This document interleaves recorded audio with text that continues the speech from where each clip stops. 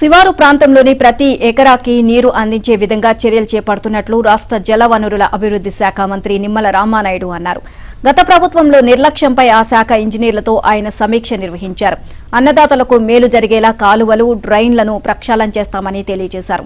ధవళేశ్వరం, నాగార్జున సాగర్, శ్రీశైలం నుంచి విడుదల చేసే నీటిని సద్వినియోగం చేసుకునేందుకు ముందస్తు ప్రణాళిక చేస్తున్నాము అన్నారు. గోదావరి గట్లను సైతం మరింత పటిష్టపరచాలి అని నిమ్మల రామానాయుడు అధికారులకు సూచించారు.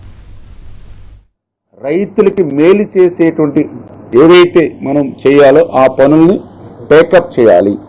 కెనాల్స్, కాలువలు ఏవైతే ఉన్నాయో, డ్రైన్స్ ఏవైతే ఉన్నాయో వీటినన్నిటినీ కూడా యుద్ధ ప్రాతిపదికన ప్రక్షాళన పనులు మనం చేపట్టాలి.